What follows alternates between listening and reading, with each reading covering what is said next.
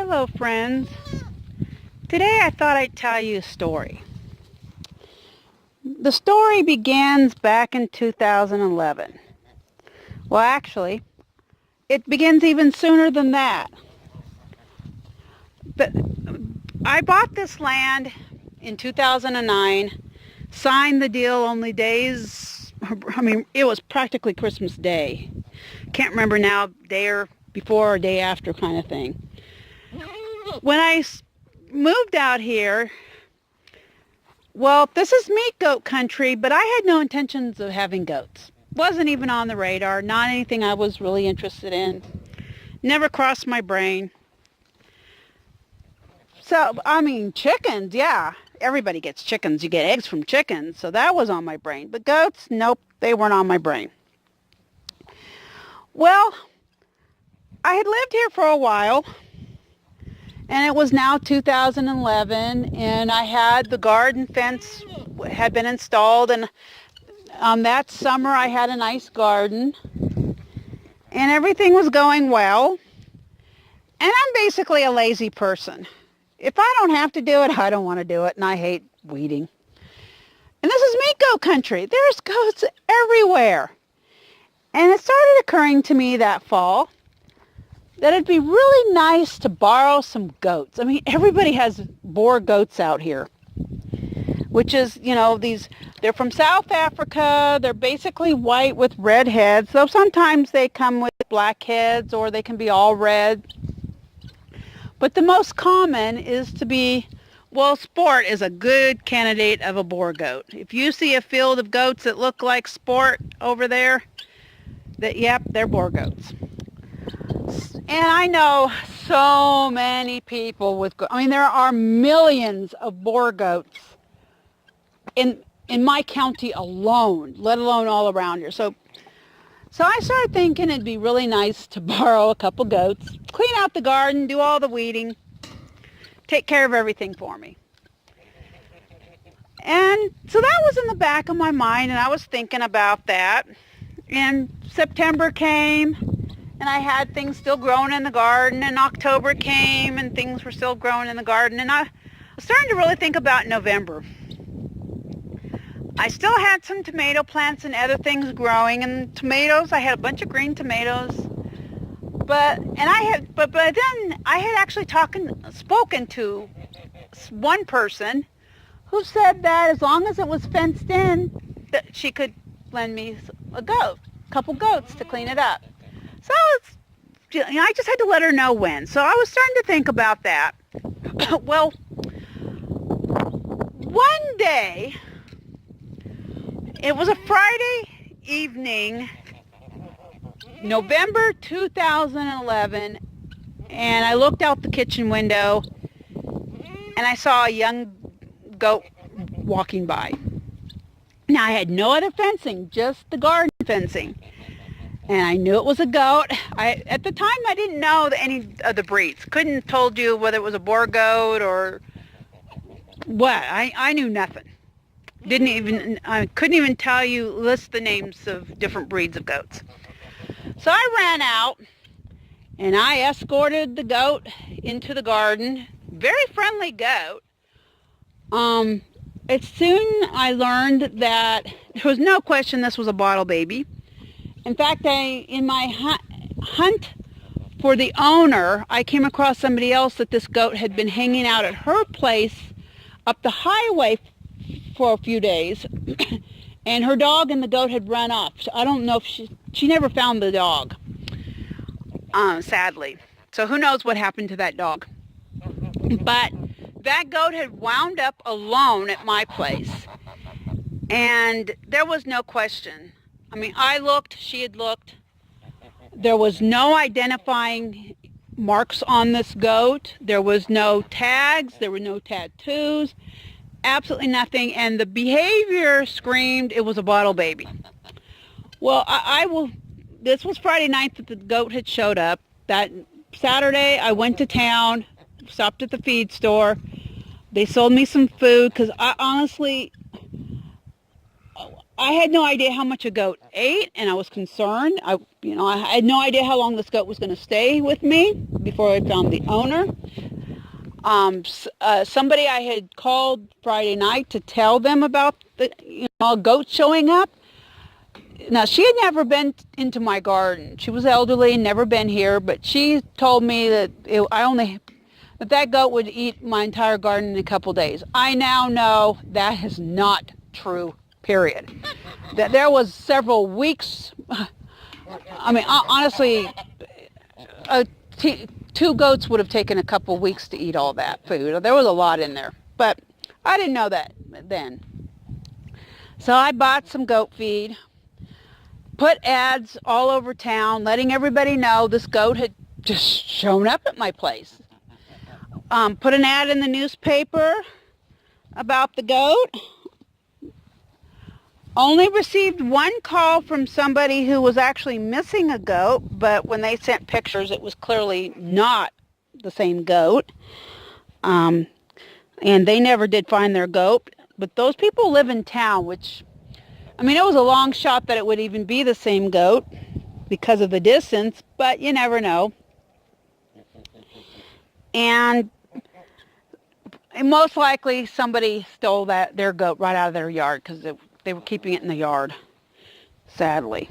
But after several weeks, and it was clear, absolutely clear, nobody was going to turn up claiming this goat. Absolutely clear. And by that time, you don't need to be eating plastic bags. No. But by that time, I had spoken to a number of people. I had spoken, people who knew goats. Somebody at the fairgrounds. They were actually doing something in town. But the county worker, and they knew goats. I mean, oops, don't bite me.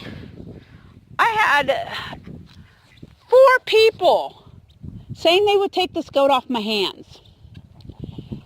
So after a couple weeks, when it was clear nobody was going to be claiming this goat,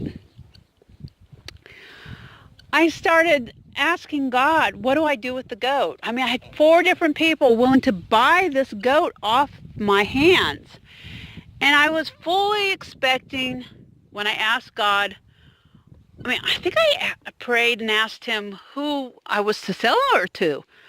I had no intentions of keeping this goat. But goats weren't in my plans. I don't have a lot of acres. I only have 20, and a lot of it's rock and stuff, and it's not fenced. So keeping a goat was not, it wasn't something I was even thinking about. But I started praying about, what I was to do with this goat, who I was to sell the goat to. And there was no question in my mind. I knew this came from God. It did not come from me. But the message I heard in my mind was, she's yours. And it just totally changed my perspective. I mean, there's no question whatsoever that was from God. Absolutely none. Because I honestly, I was looking to who I should, who I should sell the goat to, who I was to sell her to. I was not even considering keeping this goat. Well, so now I suddenly found myself with a goat. And by now I knew it was a boar goat. And I knew it was a doe. And it was pretty clear to me that this goat had been dumped out here. I was pretty sure of it. And in time, I'm 100% convinced that the goat was dumped out here. My guess is that somebody was given a baby goat, rejected by its mother, took the baby goat home, probably had children, bottle fed the goat in the house. This goat definitely likes to be in the house. and over time discovered that this was a goat is not a dog. They're different. This goat was really a handful. So that's what I believe happened, and that they, knew there were goats out here and assumed that they could just dump the goat out here. It became too much to handle. You don't want a goat in your house. Especially, this was November. The people who knew something were guessing that she was probably born in March or April. So she was a good size. And so, in all likelihood, what I believe happened is that somebody came, brought her out here and just dumped her. Maybe put her over a fence, a short fence where there was other goats, assuming she would just blend in and nobody would ever know. The problem is, this goat, Lawn Mower, thinks she's a person.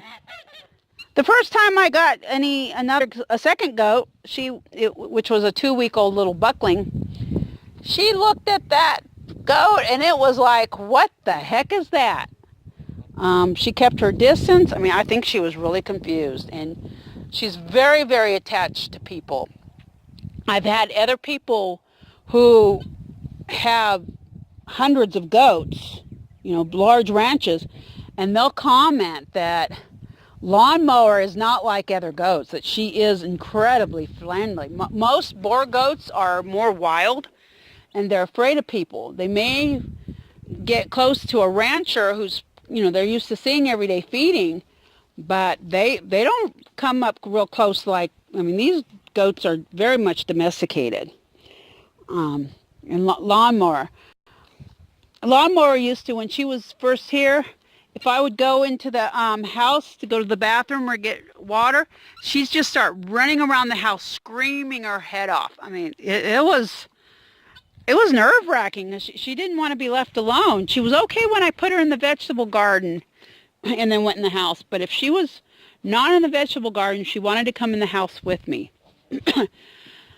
Well, once it became clear to me that I was to keep her, a friend of mine said I had to come up with a name. And a friend suggested a few things. But honestly, after thinking about it, those names didn't really appeal to me. And after thinking about it, I came up with the name Lawn Mower, which has definitely been a conversation piece. I often wonder when I'm talking to somebody and I'm using Lawn Mower as a personal pronoun, like talking to them in Walmart or a grocery store aisle, and where you're waiting in line to buy your groceries, when people hear me and whoever I'm with talking about Lawn Mower as a personal pronoun, what do they think? That always gives me a chuckle. I know I've had lots of people say they love the name and laugh at the name, but to me this is Lawn Mower, and I could never change her name. That's her name. That's who she is. So that's the story of how I got into goats. Lawn Mower is my very, very first goat. She's a very special goat. After her, I figured since I didn't have to buy the first goat, I shouldn't have to buy any more goats. And I started praying for rejected kids, and that, it was in May I was given my first bottle baby. He was 2 weeks old at the time, and he was the one that Lawn Mower was just like, what on earth is that? And sadly, he became a problem, and I had to sell him, and I'll share that story someday. And I got some other, are all boys. All the bottle babies I was given were boys. Sport was he was the next bottle baby I was given. And he's special needs. I'll tell you his story someday. I just wanted to share, though, how I got into goats. Basically, I was adopted by goats instead of me adopting goats or going out and buying goats. Lawn Mower, she just showed up at my place and she adopted me. So I've been taking care of her ever since. And now she's got, oh, I've lost track of how many times she's had babies, but here's her latest 2 babies, Clipper and Tilly. Yes, they're cutie pies. Oh, they're cutie pies. I need to work with them. Oh, they got, I guess that's your coloring. I don't know if that's your coloring or your, what's dirty. Maybe your coloring, but I just wanted to share with you how I got into goats. And because it's a very unique story. Not everybody looks out their kitchen window and sees a goat walking by. A lot of people wouldn't want that to happen. So that's how I got into goats. And honestly, except for the cat, the goats are the first farm animal that's been on this homestead. I got the cats first for the mice. And they are true outdoor barn cats. They never come in the house unless they've had surgery or something like that and been injured. But goats came before chickens or anything else.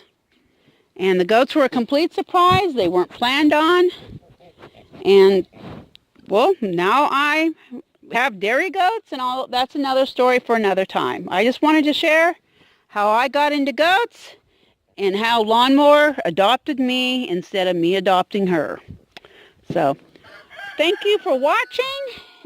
I hope you're having a wonderful day, and may God bless you.